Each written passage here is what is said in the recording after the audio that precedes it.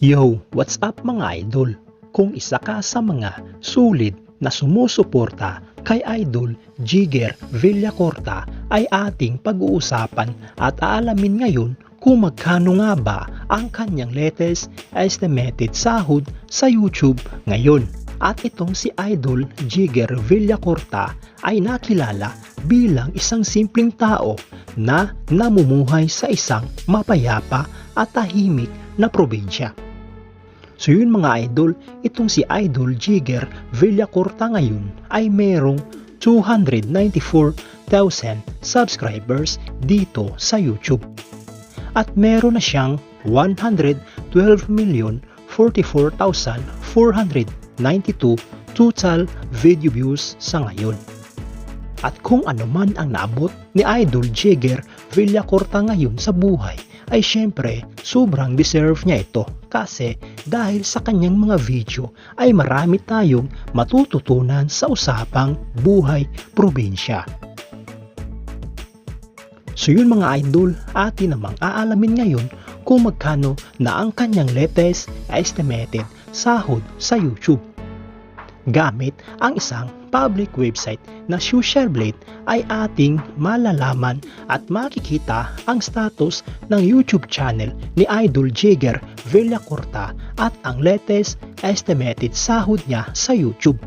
Ang Socialblade nga pala mga idol ay isang public website na kung saan kahit sino ay pwedeng tumingin sa analytics at estimated earnings ng isang YouTuber or influencer. So yun mga idol, nandito na tayo sa Socialblade at ito ang official channel insight ni Idol Jigger Villacorta sa Socialblade kung saan pwede nating makita ang status ng kanyang YouTube channel at ang kanyang estimated sahod sa YouTube. So yun mga idol, dito sa kanyang uploads ay nasa 1,400 na. Subscribers naman ay nasa 294,000 na. Video views naman ay nasa 112,076,165. Country ay Philippines. Channel type ay entertainment at user created noong February 18, 2014. At dito naman sa baba mga idol, ang total grade niya ay nasa letter B. Socialblade rank ay pang 219,665. Subscriber rank ay pang 2,004. Video views rank ay pang 122,275. County rank ay pang 718 at ang entertainment rank naman ay pang 1,734. At dito naman sa subscribers ni Idol Jigger Villacorta for the last 30 days ay merong pumasok na 1,000 subscribers. At sa video views naman ay merong pumasok na 1,454,000. Bumaba ito sa 6.2% for the last 30 days. So yun mga idol, dito naman sa YouTube stat summary ni Idol Jigger Villacorta noong September 14, 2023 hanggang September 27, 2023 ay makikita natin dito ang nadagdag na subscribers, nadagdag na video views at ang estimated earnings niya sa bawat araw. Pero mga idol, ang titingnan natin dito ay ang daily average at weekly average.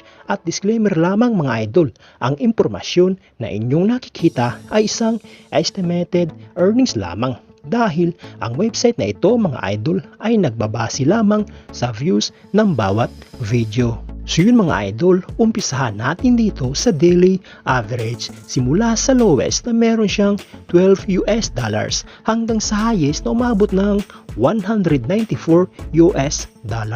At kung i-convert ito sa Philippine peso, ang katumbas nga pala ng $1 ngayon sa Philippine peso ay nasa 56 pesos. So yun mga idol, ang katumbas ng $12 sa Philippine peso ay nasa 672 pesos. Ito ang kanyang posibleng kikitain sa loob ng isang araw kung ang nanonood sa YouTube videos niya ay nag-i-skip ng ads at ang katumbas ng $194 sa Philippine peso ay nasa 10,864 pesos. Ito naman ang kanyang posibleng kikitain sa loob ng isang araw kung ang nanonood sa YouTube videos niya ay hindi nag-i-skip ng ads.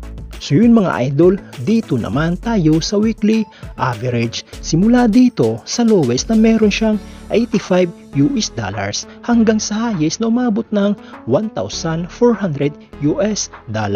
Ang katumbas ng $85 sa Philippine peso ay nasa 4,760 pesos. Ito ang kanyang posibleng kikitain sa loob ng isang linggo kung ang nanonood sa YouTube videos niya ay nag-i-skip ng ads at ang katumbas ng $1,400 sa Philippine peso ay nasa 78,400 pesos. Ito naman ang kanyang posibleng kikitain sa loob ng isang linggo kung ang nanonood sa YouTube videos niya ay hindi nag-i-skip ng ads.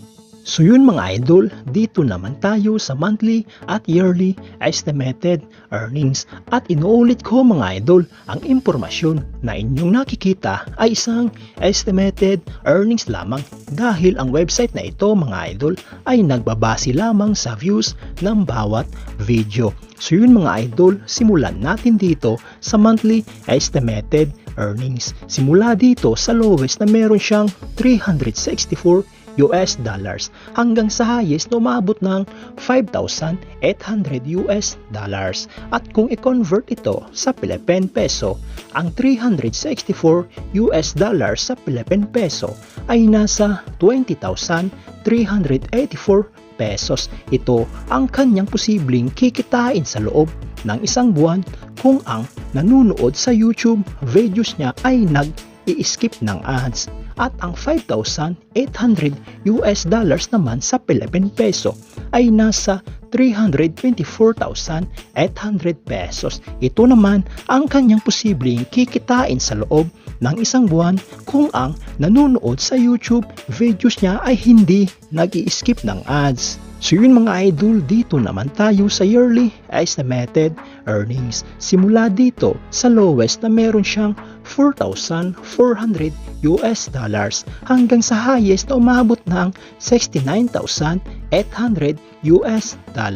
at kung i-convert ito sa Philippine peso, ang $4,400 sa Philippine peso ay nasa 246,400 pesos. Ito ang kanyang posibleng total na kinita sa loob ng isang taon kung ang lahat ng nanonood sa YouTube videos niya ay nag-i-skip ng ads. At ang $69,800 naman sa Philippine peso ay nasa